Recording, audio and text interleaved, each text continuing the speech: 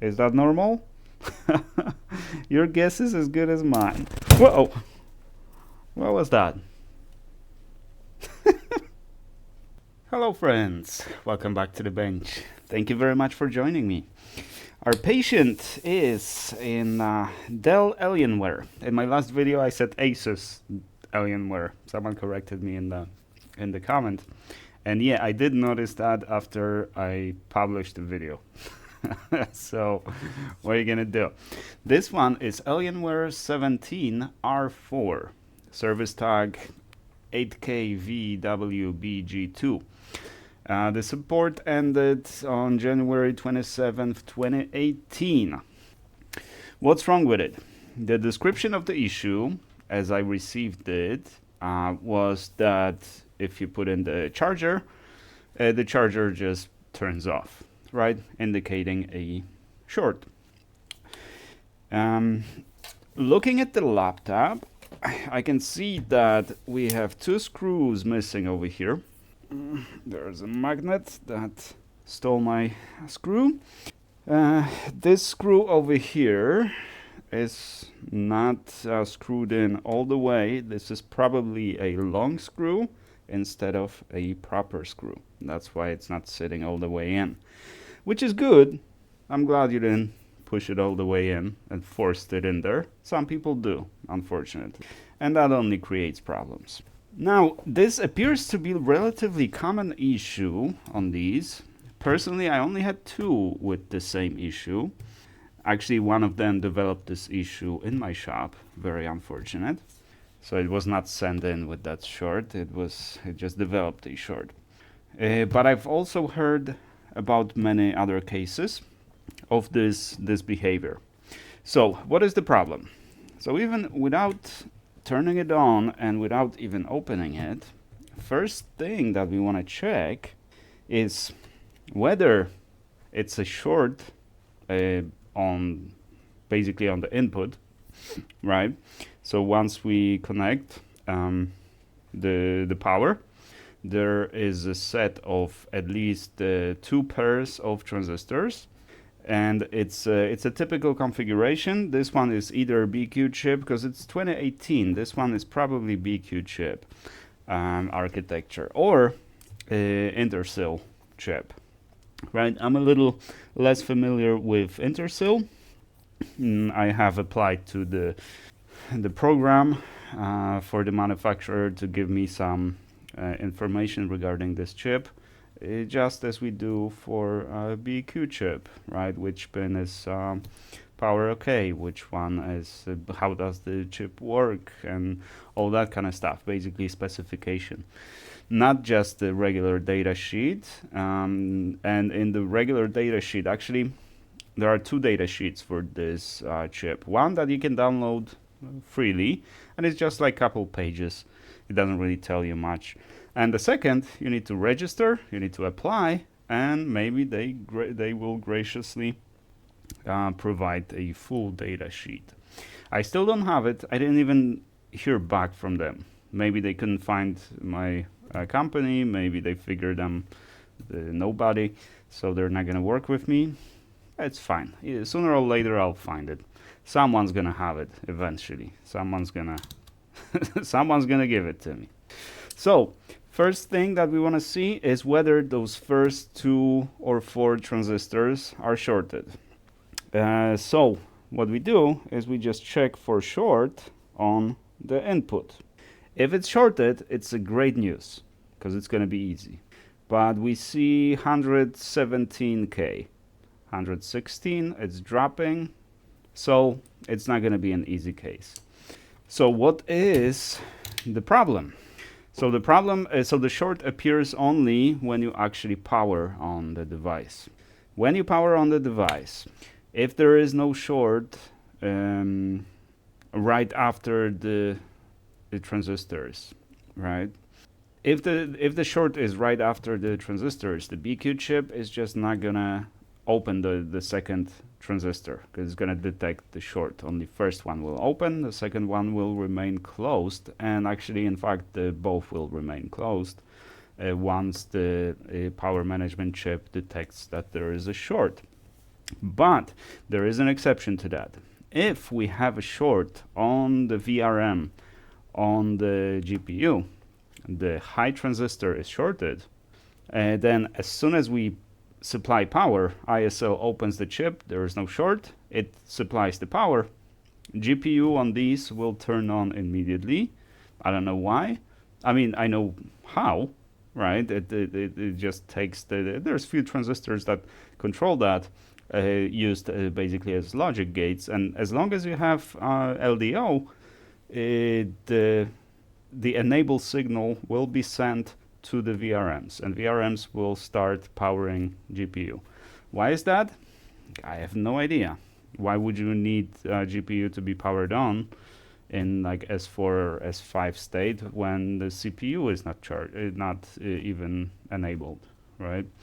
I have no idea. All we need is just for the battery to be charged, right? But that's how these work.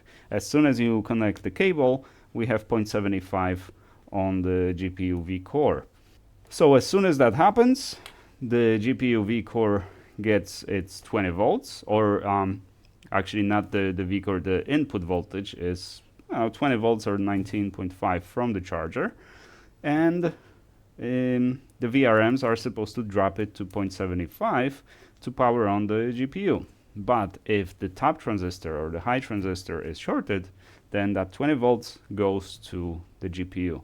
GPU is happy to accept that voltage, and it's basically a short, because GPU, in circuit, GPU, as far as the multimeter goes, it will show up as short, and you can push as much power into it as possible. And if you supply 20 volts to the short, then obviously power supply is gonna turn off your power brick. So what we need to do is open it. We have some screws missing already, which worries me a lot, because I understand that these screws were removed to expose the board and just look at the condition of the board. But if these two were removed, you need to remove these two to remove the board. You don't need to remove this piece unless you have to remove the board. There's not much underneath there on the board, so perhaps someone did remove the board, which is too bad, because I was expecting that this didn't have a prior repair. Yes, it did. So let's open the board and see what's inside. Alright, we have the board out. This is officially the worst design I have seen yet. The reason is that all I want to do is just remove the heatsink, right? After you open the laptop, well, first you need to remove like big piece of plastic, which is held both by screws and clips. So we need to know where to leverage it to basically remove it. Very unnecessary, but well, and that's point number one. Point number two, to remove the heatsink, which only is held by, I don't know, 6-7 screws. Sure, you could do it, but the fans are connected on the other side of the board. And to remove the other side of the board, or to remove the heatsink, you need to remove the board. And to remove the board, other than these clips on this side, you also have connectors on this side that you have access from the other side. So I wish I Googled it, how to disassemble it. I do not suggest you start disassembling it without watching the procedure. It's definitely not a beginner's, it's not intuitive at all. So now what we want to check is we're gonna put the black probe on the output of the coil on V-core. We have only 4 coils, but huge ones, and only 4 VRMs, which is good, because that's a lot easier to find what's faulty. Then put it in resistance, and I don't have the board view yet. I will locate it eventually, but I'm pretty sure this resistor is supplying V-core, the input voltage. So if we measure on this, That's interesting. We got 1 ohm. Yeah, exactly 1 ohm. Right, this should be open line or showing some megs or something. So one of these VRMs is now a 1 ohm resistor. Alrighty, so we have 2 wires soldered on 2 sides. Now we're gonna inject, say half a volt. We'll start with half a volt. We should be able to see it with half a volt. And let's reduce our current to 1 amp. We don't need more. Probably, we'll see. Okay, and now, which VRM is gonna light up? Well, 0.1 watt, so looks like that's not enough. Because it is 1 ohm, which is weird actually. So let's do a little higher. 0.8 volts. Now we're injecting between, so the current is not going to the GPU or CPU or anything like that. So we don't really have to worry too much about injecting too much. Nothing should break. But if you can do it on lower voltage, do it on lower voltage. I still see nothing, but since we're operating on low voltage, let's get a macro lens and let's look directly at the VRMs. It's 0.3 watts, so I still don't see anything, or at least not VRMs. But what else could be shorted? That's the only explanation. Because there's definitely not going to be a short between those 2 points that we connected the wires, right? The input resistor over here and the output of the coil, because that's what the VRM is supposed to control and provide, 0.75 or whatever. So we're definitely looking in the right place, but even 0.8 volts doesn't do the trick, so we're gonna put 1.1. That should get the job done. I see the traces heating up, but not the chips. That is crazy. I've never seen that before. Yeah, the traces are heating up. We're pushing 1 watt. That's still not a lot of power.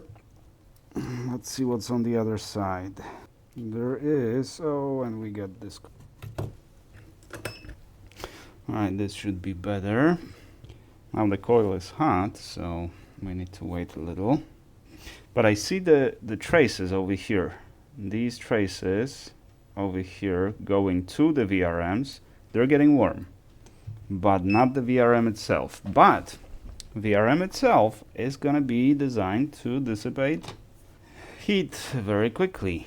So that is normal.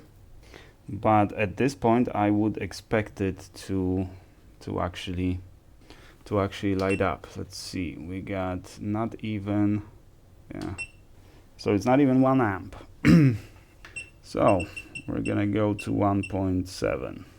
So that's gonna be over 1 amp. So let's get 1.5 amps. And that should finally reveal a culprit. Start with this one. Now we see it, but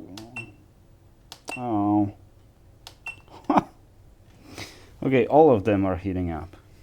This is so weird. So it's kind of like, now what could be causing that? Because if the enable signal is shorted, right, so it's always enable, then it should just enable voltage, not just turn on, not be shorted, right? We wouldn't expect the short. All of them are heating up the same way. Now, is it? No, it's not possible. Is it possible that all 4 VRMs are shorted? Like exactly the same? Or am I injecting somewhere wrong? But there's no way we have 1 ohm between here and here. 1.4, 1.5, no way. Now let's see on this cap over here. 1.2. This cap, here we have a short, and here 1.4. no, this is, well, so is this, but even if so, which one is ground? This is 1 ohm, 0. So this must be ground. This must be positive. 1 ohm here, and 0.7, 0.6, and so forth. A little weird, but it's definitely, and the resistance between here and here should be 0. And it is 0. So I'm pretty sure I'm injecting on the right side. So we have the same thing on the CPU, but even worse. So is it the VRM on the CPU that are causing this? But the problem here is that we shouldn't have, like, if we connect between the ground, right, and this resistor, we have 1 ohm. The 1 ohm would be okay on this side. It's actually dead short, or 0.2, right? This is normal, because that's the GPU resistance. But on the input, right, where we grab the power from over here, right, and we have 1 ohm, it shouldn't be that way. But all 4 are lighting up, which is very confusing. And I was gonna check, oh, and the cable again disconnected. It's hard to solder onto this coil because it requires a lot of temperature, high temperature, a lot of heat. So let's give it a lot of heat. Yeah, I took off the cap. Yeah, I'm gonna find the board view later and correct that. It's not a big deal. Oh, you. Well, let's see if this resistor also supplies VCore on the CPU. If so, we should have short over here, and we do. Okay, so we can inject on the CPU now. So between here and here, we have 2.6. No, that doesn't make sense. 2.5 ohms. I got short over here, and let's see over here. Yeah, that's short over here. Is it the CPU actually, not the GPU? But still, those that resistance makes 0 sense. It shouldn't be that. Okay, here it is. It's on the CPU, but I still don't get it. Let me show you. It's not grabbing a lot, because when I push, it grabs 0.6 watts. Well, 0.6 watts because I got, hang on, it doesn't make sense. I'm limiting to 1.5 amp at 1.7 volts. That's not 0.6 watts. Oh, right, because the voltage drops to 43 millivolts. Okay, so let's start the recording before my battery dies. And which one was it? I can't catch it now. I just saw it. There. See this one? Yeah, because these are coils. There. Yeah, that's definitely a high transistor. Top left corner. See that? There you go. So this one is definitely shorted. This one. So we can see better.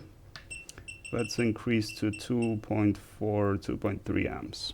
That is going to be a lot better visibility. Yeah. See that? So this is our high transistor VRM. No. I get scared. Yeah, I can feel it getting warm, but it's not, it's just 1.5 watts. So this one, third from the right. And you can actually see, right, it looks different. It looks like it has seen some heat. But I still don't get why there's such a low resistance on the GPU as well. That is kind of unexplainable at this point. But once we relieve this short over here, we might see some more. But the problem with this machine in general, that should be enough. The problem with this machine is that it's difficult to disassemble and reassemble. So after removing this one, we would like to test it, but that's not gonna be easy. So what we need to do is, and this disconnected again. Yeah, there's no way to connect this wire properly. And let's see this damage I made over here. It's not really marked, and I don't know if there was a cap over here or not. I didn't see it on the soldering iron, but you're very unlikely to see it. If it's capped, that's fine. That's no big deal. We can just leave it off. But if it was a resistor, then we have a problem. But I should be able to locate the board view for this one, or maybe even schematics, and we should be able to recover from this, no problem. It's really difficult on these coils with the T210 tips. They're not efficient enough, or they don't have enough. They don't produce enough heat to actually solder on things like that. Okay, so this is our faulty VRM, and what is this? Someone's been here before. That's flux, or is it factory flux? When I was disassembling it, it felt like the screws that I was unscrewing, it felt like I was the first one to unscrew them. But then I noticed some screws missing on the board, and I'm not sure if they were, I'm not sure what's up with that. So initially I thought I was the first one to open it. Now I'm not sure. Now I just want to see if it's a BQ chip or ISL. This is some FL. This is nothing. Another FL. Another FL. So many FL chips. I don't know what they are. BQ. All right. 2478. Right here. So this is BQ architecture. Yeah, it's a little older laptop, 2018, where they stopped supporting it. So yeah, I was almost sure it would be a BQ chip, which is good because it's gonna be a lot easier. All right, so first thing we're gonna do, we're gonna remove the shorted VRM. Then I'm not sure where to go next with it, because it still feels like there's a short on GPU, on the GPU input. But since the same resistor, okay, now it makes sense. No, it still doesn't make sense, because I'm injecting between the input resistor and the coil, the output of the coil on the GPU, and I get 1 ohm. It shouldn't be that way. You shouldn't be getting 1 ohm, because there's 12 volts coming there, and it needs to be dropped to 0.75. So yeah, we'll see if the CPU is not fried. Can we check it now? Because if only the top transistor is shorted, then we shouldn't have a short on the CPU in reference to ground. Well, 2 ohms here, short here, short here, 5.5 over here. So is it possible that, let's see, on the shorted one, is it possible that the VRM shorted on both sides, both the high and low transistor is shorted, and that's why we are having short over here? It's possible. It's possible. Unlikely, but it is possible. Let's hope it is, because otherwise the CPU is going to be shorted. This is i9. I really don't want to be replacing the CPU on this, but if we have to, we have to. No way around it. And I'm kind of curious about the GPU, because it has so many memory coils or memory chips. 2, 4, 6, 8 chips. This is supposed to be 4070. Okay, that's yeah. I remembered it was 70, but it's 1070, not 4070. But 1070, it's still a pretty decent chip. It's a pretty decent GPU, especially since this laptop has 17-inch display. It's decent. It's a decent GPU. All right, let's see what we can do here. Okay, our VRM is off, and now it all makes sense. It was actually my measurement problem. So this was the only short. So the shorted VRM was not on the GPU.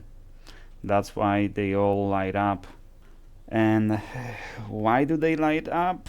Well, GPU basically, since our reference is here, right, on the output coil, that output coil goes pretty much to the GPU, and GPU is basically, in this scenario, is itself a short to ground. So technically the output of these coils is ground. However, that's why we inject, this is our ground, and we inject from here. So the current flow is only over here. It's never going to touch the the core.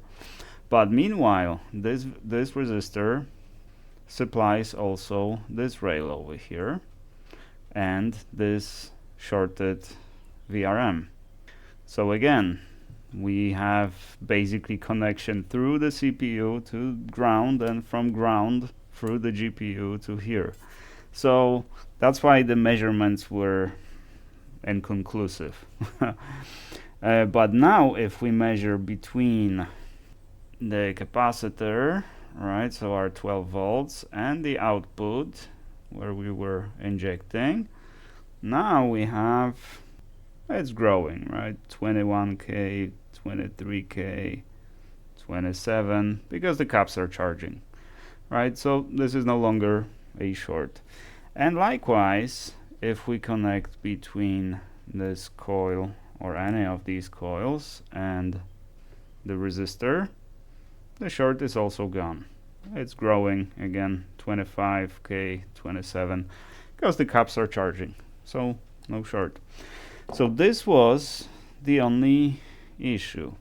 So we were right about the cause, but wrong about the location.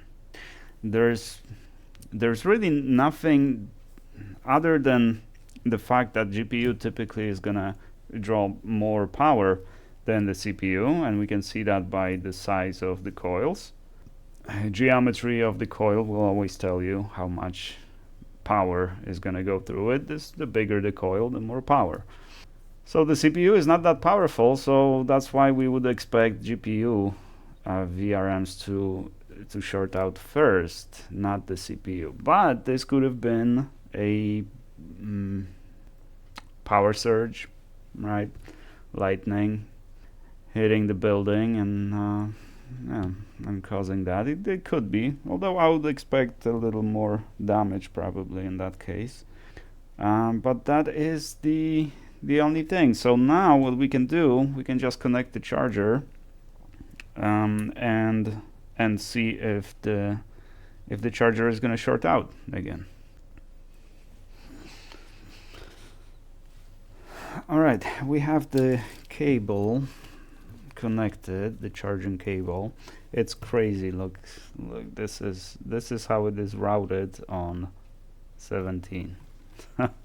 On M16 it is a relatively short cable, and this one goes all around the the board. So they definitely improved that in M16. Anyways, I was measuring all resistances over here, and the only one that is showing 0 is this coil. I don't know what this coil is for, but this one is showing 0. Oh no, actually now it's showing, actually maybe not too bad. It's not like it's that short. 0.8 right now, 0.7. So yeah, it's not like it's that short. The rest are showing like 2-3 ohms. So I don't know. The question is has the CPU suffered due to shorted VRM top transistor or high transistor? We'll see. What I'm gonna do is I'm gonna inject 19 volts, or I'm gonna plug in the laptop. 19 volts. We don't need the battery, because one way to confirm is connect the battery and see if the battery is charging. But that way you need to connect through the charger, because my bench power supply is not gonna start charging the battery. But the way I'm gonna confirm it is on the thermal image. So I want to see, once I turn it on, we have OCP enabled, 700 milliamps maximum current. So now at the first try, the cups are going to start charging, so the OCP might be triggered in either case, even if the short is no longer present. So we'll try that a few times and maybe take off the OCP. And what I want to see the GPU lighting up.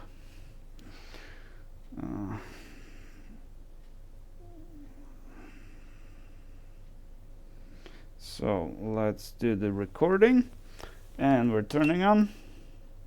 Yep. It's taken 2 milliamps.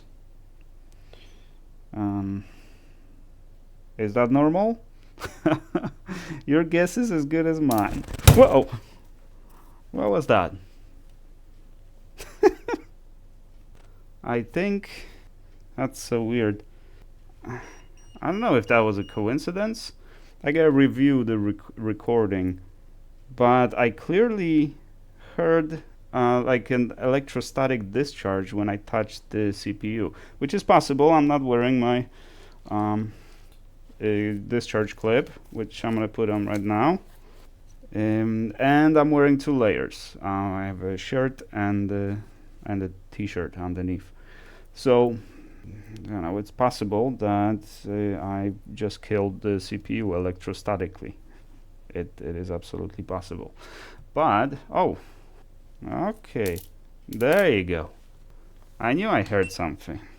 Yeah, you know what? I mean, this, well, at least it was working. We'll see in a minute. But this is shorting out here. Alright, that's what the sound was. I had no idea that this was conductive, but now thinking about it, this was underneath the foil, and then on top of that foil there was a board. So that was my very dumb mistake, that I didn't even think of that while it's sitting on the board. We have some transistors over here. Let's see if the transistors here are shorted now. I don't think they are. This is good.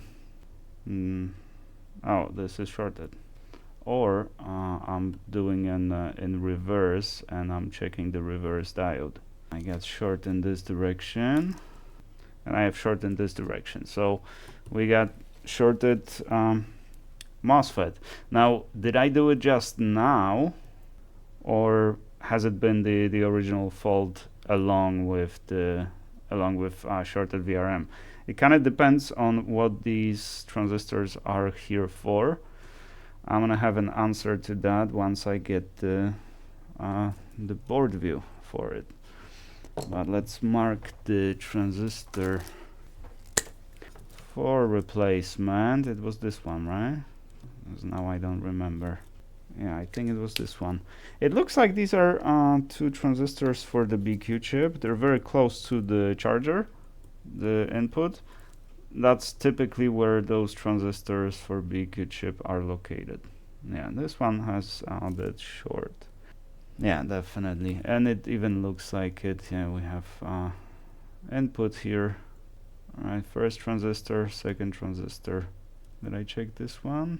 Yeah, and let's see the main. So this is our main power rail. Let's compare it to ground. Then we got like 5 megs, but I'm not sure about this ground. Yeah, we got like 5 megs on the main power rail. So yeah, this transistor is definitely one of the BQ. So either most likely I've shorted it now. Although there is a possibility, since it was touching here. So here we're gonna have 19 volts. No, here we're not gonna have 19 volts. Because this is if the, yeah, so I had it backwards. I think this is the input, yeah, input, and this is the output. So the input transistor shorted out. We'll see on the board view. Oh, and we have 2 more over here. But these are driving this coil, so this should be fine. No, we got short over here, and this one's fine. This and the ground is fine. So this is again, so this is output. I'm doing it in the wrong direction, but this is still showing okay. And this one is piece of wire. So 2 dead transistors. Now the question is, was it shorted before or did I just do it? Well, your guess is as good as mine, but in this case, this is not a bad thing. Although, no, it could be actually, because this is output. Meaning when you connect it right on the high voltage, then the current is just going to go through this thing, right? So it's not going to be bad. However, if you have 19 volts over here and you expect 5 volts over here and you touch it like this, then you're sending high voltage to places where low voltage is expected. So it's not ideal for sure. Now actually, let's see, if I turn it on now and we have OCP, that means the transistors were not shorted before and are shorted now. But since this is the configuration of the BQ chip, it's first transistor and the second transistor, that first transistor being shorted, it never goes to ground. So even if it's shorted, the second transistor is just not going to turn on. So the computer is not going to work, but it's not going to short out. It's not going to be consuming any power. So let's see. Yeah, and it's okay. It's still 2 milliamps. 2 milliamps. So that means that those transistors were shorted before. I didn't short them then. Okay. So now all we have to do is find the replacement. But first we need to find the board view, and that's what we're gonna do. But I'm pretty sure I'm just gonna finish here. We're in a good spot here with this one. I think it's still gonna take a few days, and there's no rush on this one because this is my personal laptop at this point, right? I bought it broken off eBay. It was $150. I figured it's a pretty good deal, and so this is kind of like a practice piece to me. So I'm glad I'm making mistakes because they're gonna prove to be very valuable. Because if I did that on the customer machine, I would, that would not be ideal, right? Because then, you can, could be compromised, right? So there could be some issue later on, and you never know if you made it or it was there in the first place. Now I conclude that these transistors were but if they were shorted, the charger shouldn't be turning off. Maybe it was misdiagnosed. That is interesting. I'll think about it. Meanwhile, I'm gonna listen to the feedback under this video, but it looks like it's pretty straightforward repair. Nothing too special on this one.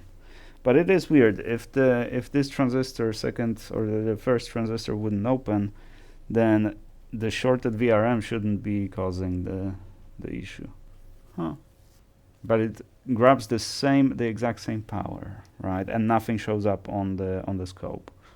So that's why, yeah, it was definitely, they were definitely shorted.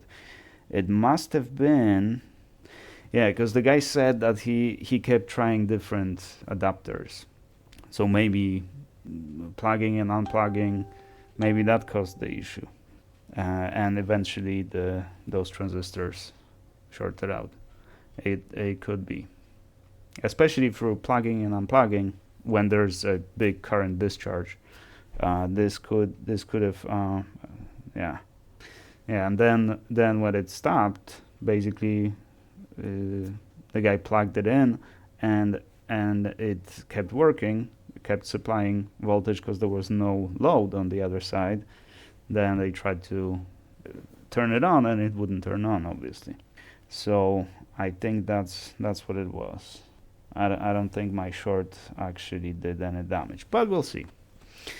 Stay tuned for the next part on this one.